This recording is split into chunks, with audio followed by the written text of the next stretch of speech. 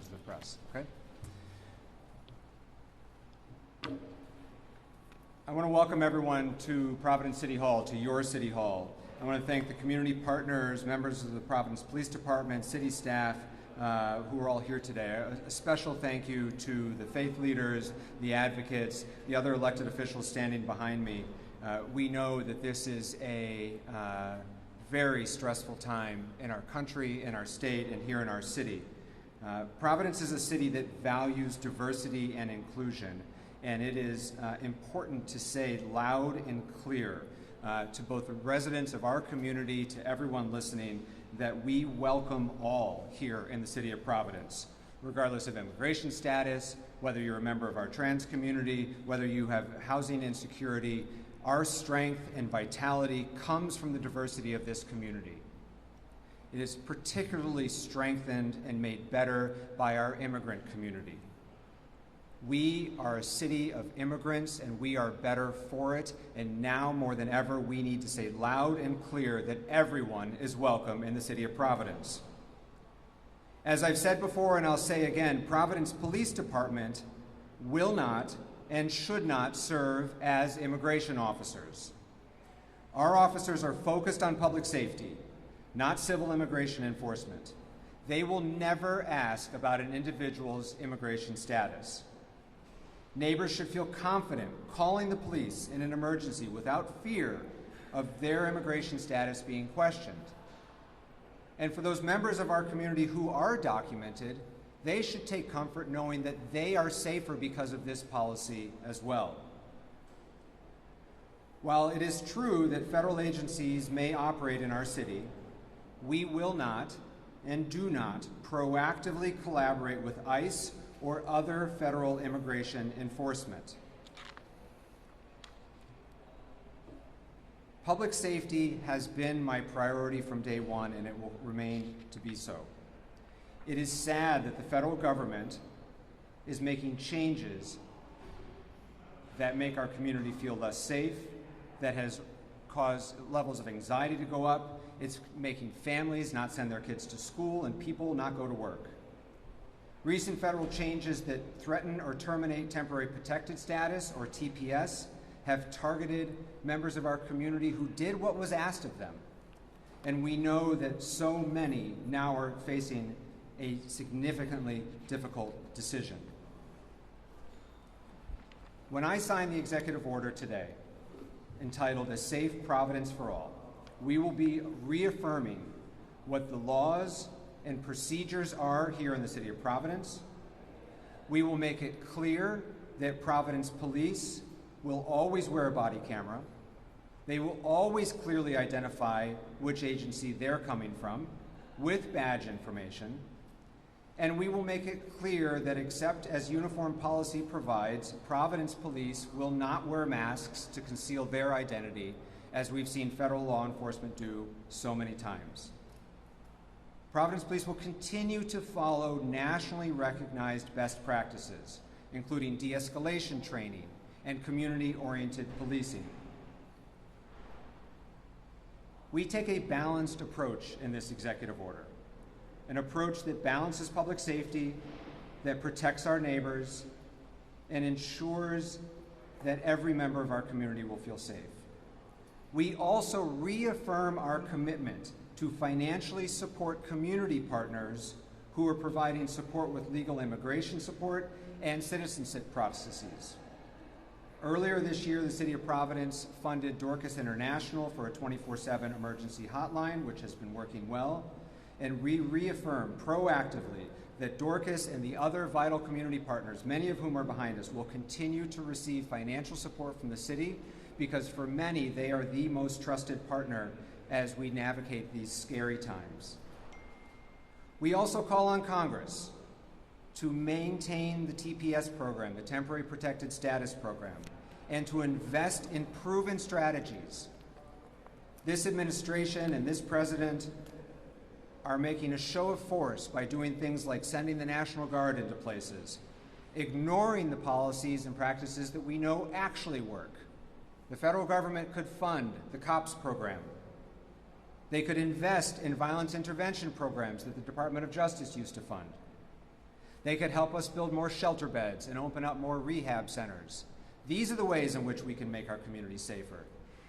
Not through masked, badgeless enforcement agents terrorizing our community. This executive order is about making sure that every neighbor can live without fear, can access the service they need, and receive the protection that they deserve from their city of Providence. I'm now going to sign this executive order entitled A Safe Providence for All, and then I'll be back up to take questions. Thank you.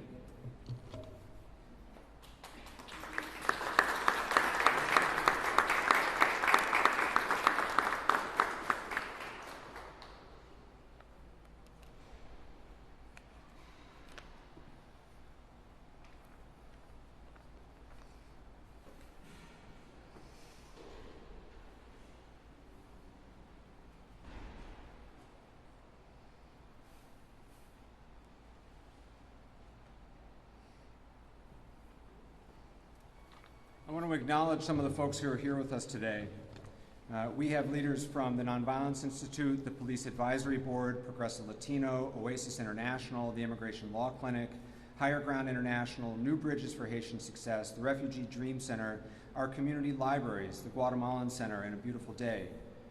Religious leaders including Pastor Suarez, Pastor Pichardo, Pastor Ramirez, Reverend Mercedes, Pastor Francisco, Reverend Aquino, Rabbi Mack, other elected officials who have stood with our vulnerable communities and our outstanding leaders in their own right. Our Lieutenant Governor, Sabina Matos, Representative Bia, Representative Slater, Representative Batista, Senator Casada, Senator Vargas, Representative Bia, and many others. Of course, Oscar Perez, our incredible Chief of Police, is with me as well. I'm sure there are many other leaders behind me, but it's important that we all stand united to show that the City of Providence is a place that welcomes all. I welcome questions from the press now. Please. Is the city concerned at all that this could jeopardize any federal funding? The City of Providence is and will remain a welcoming city. Our policies haven't changed. What's changed is the orientation of the federal government, and it's important right now that we do a couple things. First of all, that we clearly restate our values and make sure that every resident know that they are welcome here, and we are doing everything that we can to protect them. Second of all, as I said, our policies haven't changed, theirs have. And so I'm less concerned about losing one federal grant here and there than I am about members of our community being threatened and terrorized in their own neighborhoods. And so we will continue to stand up for what we believe in. We're not going to yield in what our core beliefs are, and we will manage this city financially through choppy waters in the days to come, and I'm sure that we will emerge, at least as a community, stronger as this nation struggles with the hateful and cruel politics of the current administration. Mayor, you held a press conference similar to this after President Trump got reelected. I just want to ask why now for this executive order versus when he was first? Yeah, well, the reason that it's important now is that unfortunately the actions of federal immigration officials and the Trump administration have continued to get worse and worse. This is a degrading situation that is rapidly evolving from targeted immigration enforcement to now masked and unidentified immigration enforcement to troops in American cities across this country.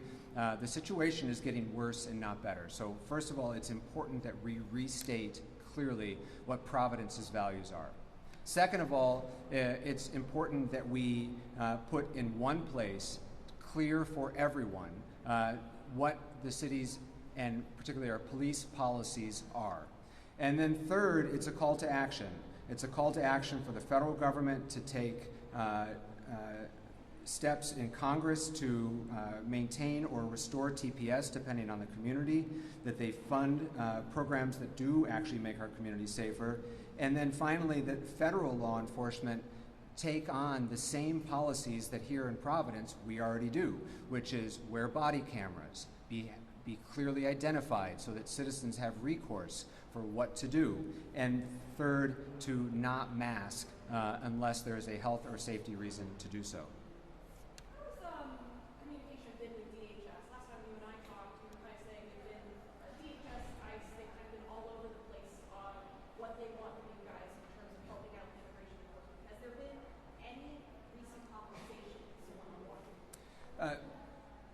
Providence Police work with federal law enforcement regularly, which is how we should.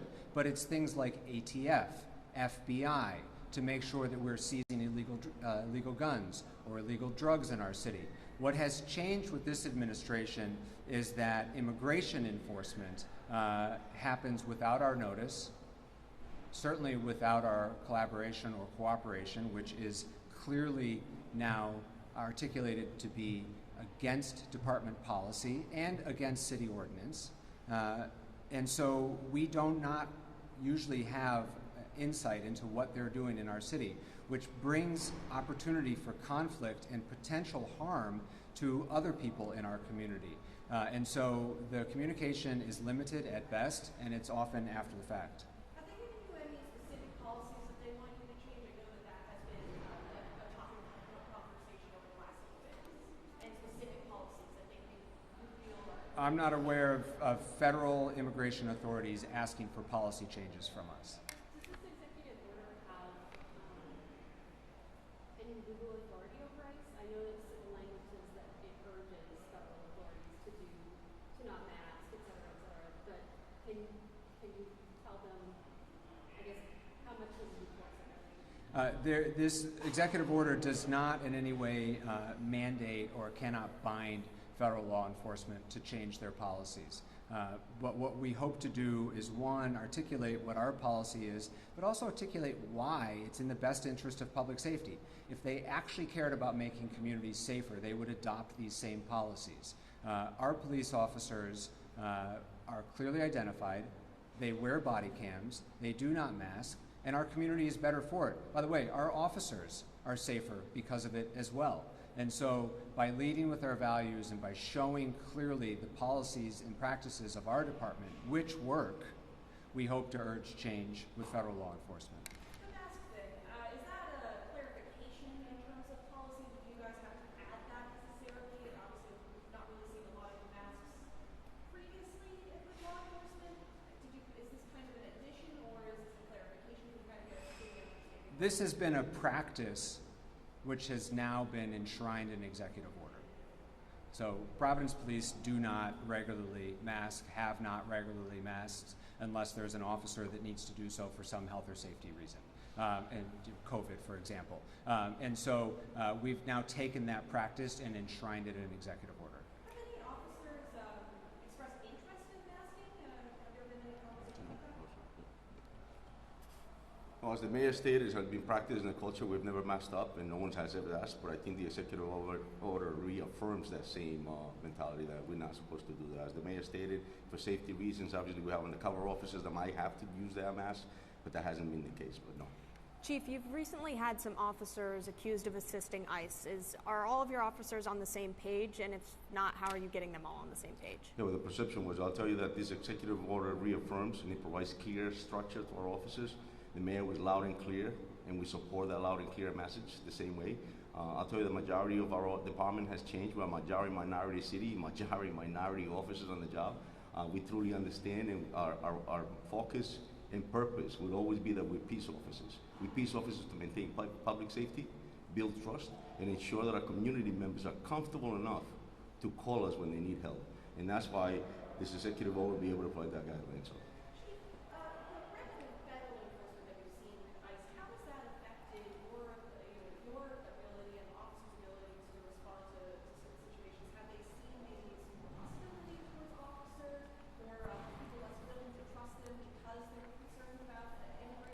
Our mission will always be the same, and we're peace officers first. When these calls come in, they're challenging, but I'll tell you that we're peace officers. We got the proper training, we got clear structure guidelines on how to respond to those calls.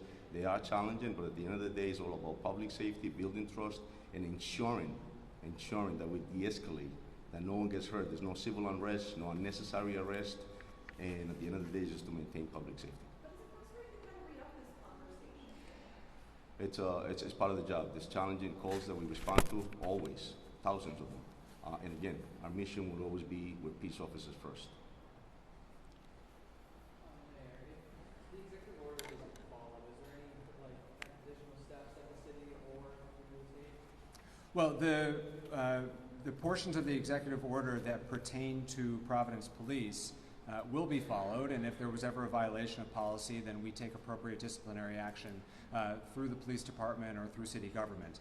The part that's calling on Congress and the federal government to make changes, all we can do is use our advocacy and our partners in government to all make a similar call to action through our congressional delegation, through state and other local leaders, many of whom you see here today. The other piece of the policy, which is both of the executive order, is which reaffirms our commitment to financial support. I'll be partnering with the City Council as we introduce successive budgets to make sure that that funding continues to flow.